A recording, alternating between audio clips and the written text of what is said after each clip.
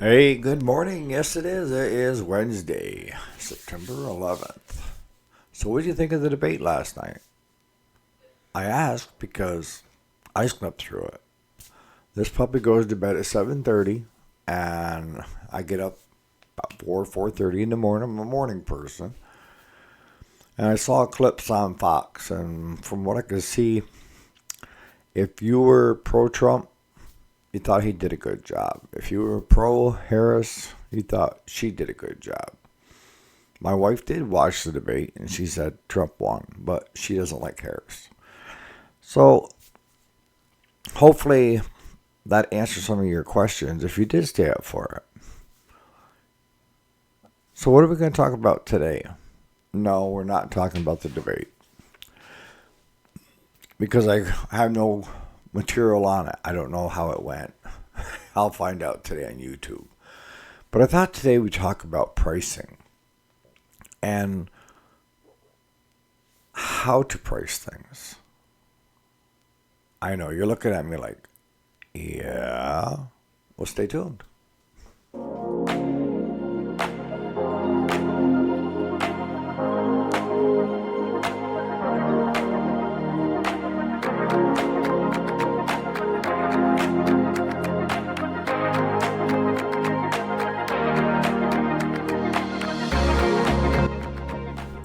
Alrighty, welcome back to the channel. Yes, today is September 11th. This is the weekday, Monday through Friday, available on podcast as well. And I am Eric, if you didn't already know it. So, what are we talking about pricing and motivating customers, right? See, the bigger the chain stores, they've invested heavily into this. And it's all about trying to get people to buy. And not only buy, but feel good about their purchase. And there's certain things that they do. You know, if you have a retail space where you have stuff for sale, you're probably doing something similar, or you should be doing something similar. You know, if you have an item that you round it up to $10, if you had next to it a different brand at $9.95 or $9.99, that kind of triggers something in customers' minds of it's less than the $10, but now we're only talking either a penny or 5 cents. But it motivates them to buy that because it's cheaper. And they really do it when it comes to clearance, right? Where they'll clearance something or they'll mark it down. The Price Chopper, the supermarkets are well known for it. Because I do see what prices are. I do all of the grocery shopping, so I know what stuff costs, right? And I go certain places for the dry goods. You know, I don't shop for everything in one location, right? But I've seen in the supermarkets, especially, of where they will have, like, let's just use a box of cookies. All right, so the box of cookies, regular price, 2 days ago, was $3.29. Okay? Now you go in today, and you didn't buy it at $3.29 because you didn't need it just yet. But now they have it on clearance. But they have a regular price, $6.95. And it's marked down $2 off. So now it's $4.95. But 2 days ago, you could have bought it for $3 and some cents. But when are you going to impulse buy? You're going to impulse buy when you see a savings, right? That's how your brain is wired. Most people's is even though I don't need it today, I can't pass up that deal. But that deal really isn't a deal. And I've seen this terrible in the meat section where they'll have at the end of the meat, they'll have a bin, sharply reduced, get rid of it price. And I've seen them have steaks marked down to $10.89 a pound. But if you go over there and look, they're selling them right now for $9.12 a pound, with an expiration date of another 4 or 5 days versus the expiration date of today on those. Now, a week ago, they were selling for $14.95, right? And we're going to clearance them. They clearance them down to what they think is a loss to them, right? But it's all games. It's all the shell game. And they bring it down to that price, but you could still go over to the meat counter, over to the fresh stuff, and get it cheaper than if you bought it from there. And I've had to point that out to a few older people because they would go in there thinking that was where they could save their money because they're on a fixed income. And I'm saying, what are you paying a price per pound on that? It says right there on the sticker. Now, follow me over here. This is the fresh stuff. This is the healthy stuff. This is the stuff that hasn't sat on the shelf for the last 20 days. Here is this one. This is priced cheaper than that same steak, except for one's fresh and one they want to get rid of. One's got clearance on it and the other one doesn't. But most people don't look at that. They just look at how much money I'm saving. Regularly $14.98 a pound for prime rib, and it's marked down to 10 something, and they got it over there. Especially if you're buying the Australian prime rib, it's $7.89. Yeah.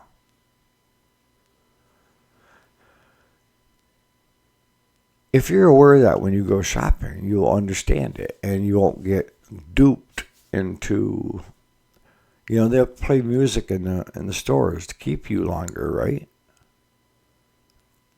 And they know that the ones that do the most buying are the older. And they base the music based on what people would like to hear that have money to spend in a grocery store. They don't want people that don't have no money to hang out in the grocery store. So they're not going to play that music. They're going to play music of the target audience of who they think has got the money and will spend the most in their store if they could keep them there. And my grandmother always used to say, don't go grocery shopping when you're hungry. And she's right, because you will buy a cartload. You will physically buy a cartload because all you're doing is think about your next meal. Go with the list, stick with your list of what you need. Your department stores, Walmart, Tractor Supply, they're all the same way. They'll have these big sales. Clearance. Same idea. It's a shell game. And that shell is being played in front of you because they already know the brain is wired to, let's say, there's a chainsaw. Yeah? You've got, let's say, a Husqvarna chainsaw. And regularly it's $3.89. And this one has been sitting there for quite some time. Now, they probably pay around $2.50 for it. But if they mark it on clearance and say it was for something, and now it's, $10 more than what it was for the last 5 months that it sat there, people buy it because they're like, we can't pass up that bargain. I don't really need another saw because I have 8 already in my garage, but damn, they got you. And it works every time. There's always somebody that, if it's a deal, they'll buy it. If it's not a deal, then they don't really need it, so they'll walk past it. So that brings us to, how do you price stuff at your place? And this comes right down to shop. Hours price per hour, what have you. And a couple things that you ought to remember when it comes to the shop is you never want to get into a business of race to the bottom. And that is that you see this a lot with gas stations, right? They'll keep lowering their prices, trying to get customers to come to them. First off, they're never going to sell for below what they paid for that gas. But I've seen gas stations, which is good for the people, drop 20 cents just to get you to go to them versus to the other one. And why do they do that? Because they think that the more people they can get swayed to come over, the better it is. In reality, the people that you're swaying to get over there are only coming because it's a deal. They're saving money.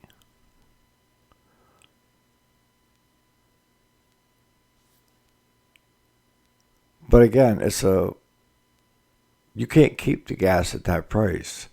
Once you get in there, then you start raising it back up, don't you? You have to. But when it comes to competing with other shops, one of the things that I recommend that you do is look at the median price in your area for other shops doing the same work. You know, we did some work outside of the shop per se. See, I've got a mini excavator skid steer, and we were helping out people fix their driveways because we had that real terrible rain monsoon there a while ago. And it was up on the lake. And I was surprised at how many people approached us about doing other jobs with the equipment there. And there was the one guy that had a tree fall, and he went and borrowed a friend of his chainsaw, but he never run a chainsaw. And a friend of mine got a hold of me and wanted to know if it's something that I could help them with. And I said, yes. So I went up and I blocked that up and we pushed it out of the way with a skid steer. And then he said, while you're here, could you drop that big tree? And I looked at it and I'm like, it's doable. You know, there's no power lines or anything to hit. But so I just said, get out of the way and I'll bring it down while we're right here. So I did. And we put that in chunks, manageable for the skid steer to get cleaned up. We weren't there an hour, okay? So when it came time to, the person asked how much they owed us, I was just going to let it fly, that. But a friend of mine that had called us said, these guys, they're more than willing to pay. They know what the going rate is, and they're used to paying big money. So you got to be up there comparable with everybody else that's working here on the lake. So I said, well, what do you think about 400? And he said, I think you're low, but if that's what you want to get, then. So I went up and I told the guy, it's $400 for the two of us for an hour to basically do two trees and push it off the embankment with a mini excavator or the skid steer. There wasn't any physical labor except for my part with the chainsaw, right? But the next day, my friend comes to me and says, well, the person down below you, where you were cutting the two trees up for, he wanted one tree, and he hired a tree crew to come in, and they charged him $2,300 to take that tree down. So he said, I said, yeah, but they had a bucket truck, they had power lines, there's a whole different dynamics there, And he said, true, but I'm just telling you and these people know that's still cheaper than hiring a road tree company to come in.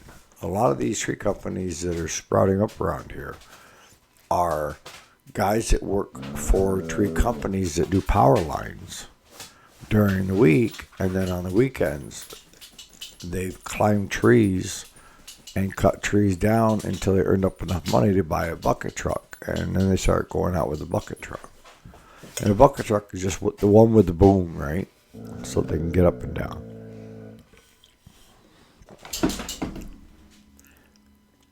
So you gotta know what stuff is going for in your area.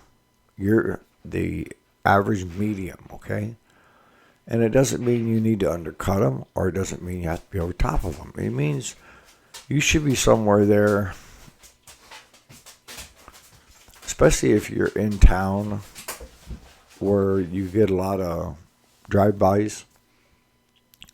If you start undercutting, if the other two, there's three of you shops that are in town, all right, on major state routes or what have you, and two of them are charging $120 an hour for labor,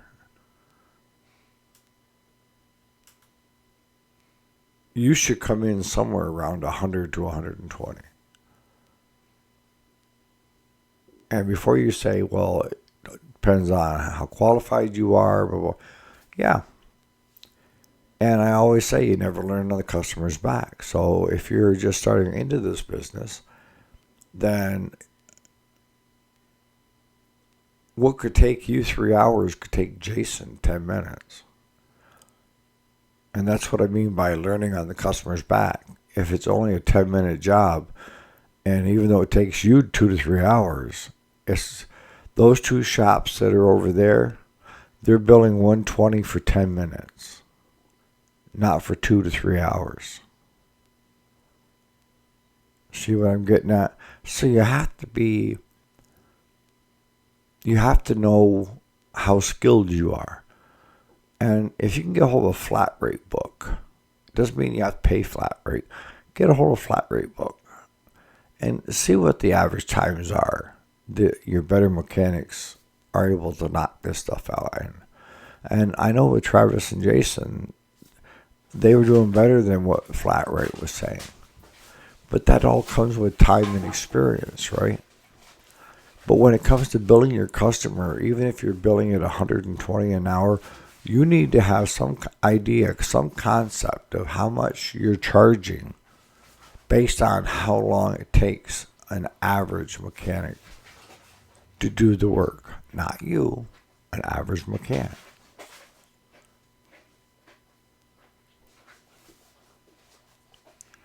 I charge quite a bit less than the ones in town.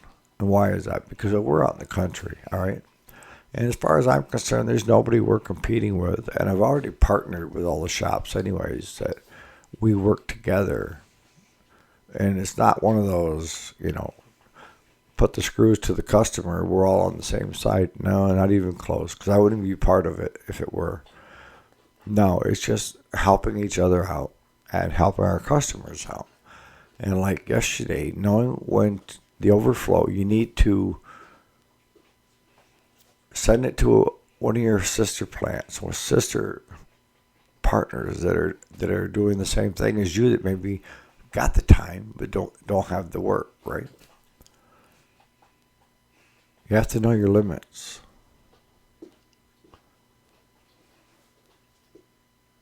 But even when you're pricing stuff, you want to keep that in mind of that, $9.99, $99.99, or $129.99 is better than $130 because it's how our brain is wired, right? And I've seen people, shop hour, $59.95 an hour. Why not just make it $60? Because $59.95 sounds like a better deal to your customer than $60. Even though it's not. You and I both know that. And we both know that because we can see the numbers and you're only talking 5 cents. Well, 5 cents is 5 cents. No, it's not. Not 5 cents on $60. If you're worried about 5 cents on $60,